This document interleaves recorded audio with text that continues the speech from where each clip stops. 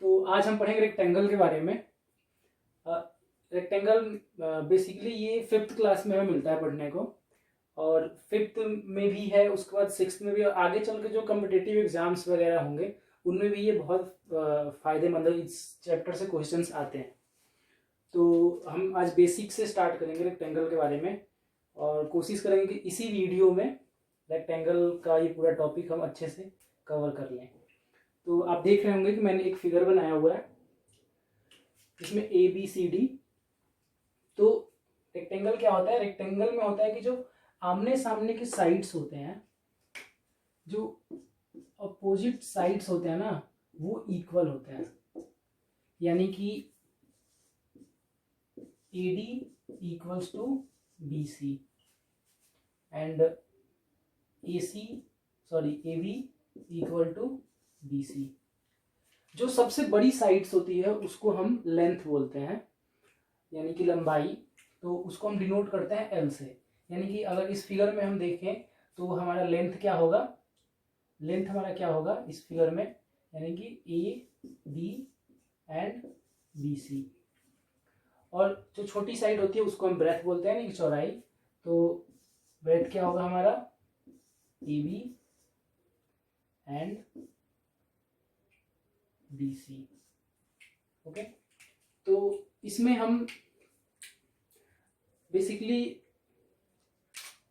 दो तीन चीज़ों के बारे में पढ़ते हैं, जैसे इसका पेरीमीटर फाइंड करना, और इसका एरिया फाइंड करना, और उसके बाद इसका हम पेरीमीटर और एरिया के फॉर्मूले से ही इसके बाकी सारे और थोड़े बहुत फॉर्मूले निकालेंगे, जो कि कॉम्पिटिटिव एग्जाम्स में भी फ़ायदेमंद होते हैं और 6-7 क्लास में भी आपको काम आ जाएंगे।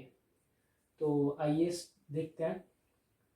तो पेरीमीटर क्या होता है? आप लोगों ने पढ़ा होगा पहली क्लास में कि पेरीमीटर जो होता है, किसी भी फिगर का अगर पेरीमीटर फाइंड करना है तो पेरीमीटर मीन्स जो उसकी पूरी बाउंड्री होती है उसको हम पेरीमीटर बोलते हैं।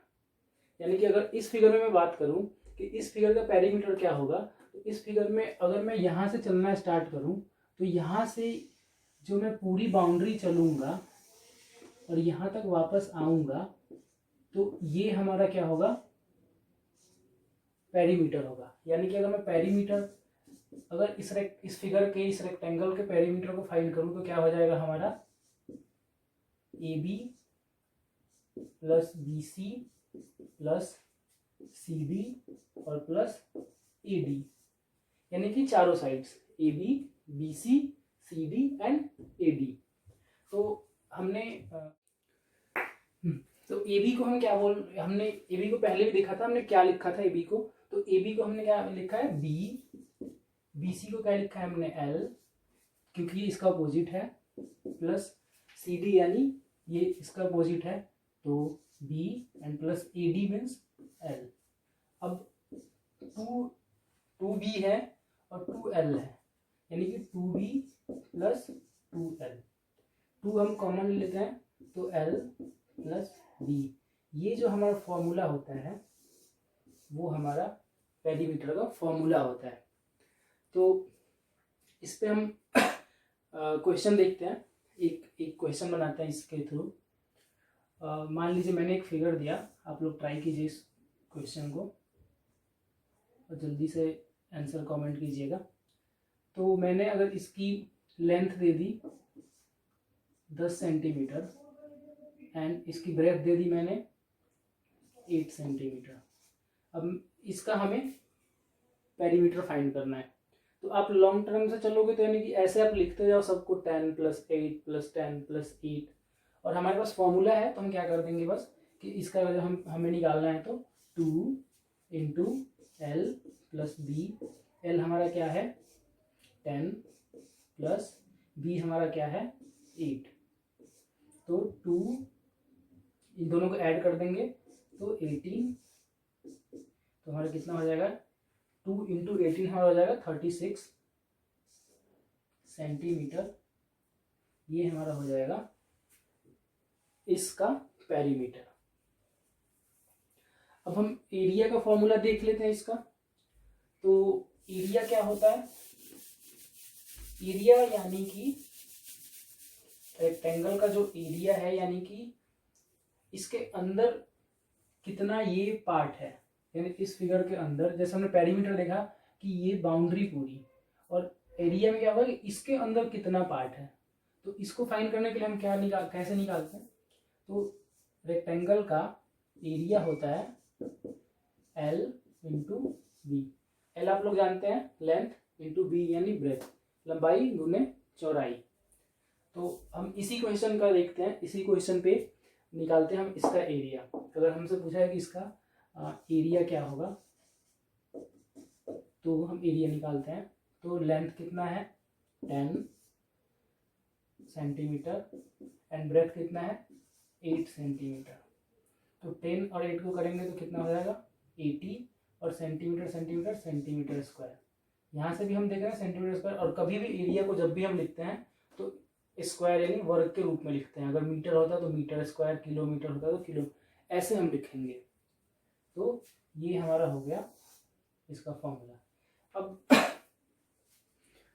इस फॉर्मूले के थ्रू हम, इसी फॉर्मूले के थ्रू अगर और 2-4 फॉर्मूले निकाल सकते हैं। जैसे कि अगर हमसे क्वेश्चन में पूछ दे कि अगर इस मान लीजिए क्वेश्चन के थ्रू देखते हैं कि इसका एरिया दे दिया है, इसका एरिया मान लीजिए कि हमें दे दिया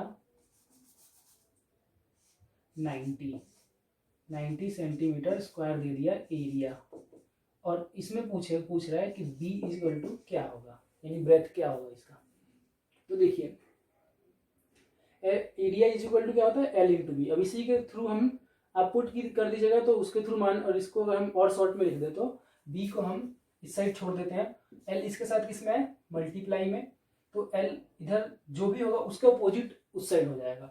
अगर इधर प्लस में है तो इधर माइनस, माइनस में है तो प्लस, मल्टीप्लाई में है तो डिवाइड, यानी कि इधर है मल्टीप्लाई में तो इस साइड आएगा तो ये हो जाएगा b is equal to area बटे लेंथ। तो इसमें अब आप मान रख दीजिए इसका, तो b is equal to area हमारा था 90 और लेंथ हमारा है 10 सेंटीमीटर।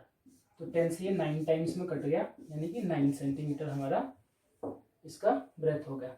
अगर हमसे पूछ देता कि इसकी लंबाई निकालें, लेंथ निकालें, तो इसी के थ्रू हम लेंथ का भी फॉर्मूला निकाल सकते हैं कि लेंथ हमारा क्या हो जाएगा, लेंथ ब्रेथ मल्टीप्लाई में है तो अब ब्रेथ इस साइड आ जाएगा तो क्या हो जाएगा एरिया डिवाइडेड बाई ब्रेथ। और क्वेश्चन हम देखें तो मान लीजिए कि मैंने इस बार ब्रेथ दे दिया, हम ब्रेथ दे दिया मैंने 10, सॉरी ब्रेथ मैंने दे दिया इसका 5 सेंटीमीटर ब्रेथ कर दिया, और इस बार हमसे पूछ रहा है कि L कितना होगा। ओके, तो L की वैल्यू अब हमें निकालनी है, यानी L का फॉर्मूला हमने क्या निकाला था कि L is equal to area by breadth. तो एरिया कितना है हमारा क्वेश्चन में 90 और ब्रेथ कितना है हमारा 5, यानी 5 से हम इसको कर देंगे, काट देंगे, जब डिवाइड करेंगे तो हो जाएगा हमारा 18, तो यानी कि 18 सेंटीमीटर हमारा लेंथ हो जाएगा। तो ये हमने क्या क्या देखा आज कि पेरीमीटर हमने देखा, यानी कि पेरीमीटर देखा हमने, पेरीमीटर का फॉर्मूला हमने देखा 2 into L plus B. Area का फॉर्मूला हमने देखा, area is equal to L into B यानी लेंथ इंटू ब्रेथ, एंड हमने ब्रेथ का भी फॉर्मूला देखा एंड लेंथ का भी फॉर्मूला देखा हमने। तो हमारे पास आज कितने फॉर्मूले हो गए 1 2 3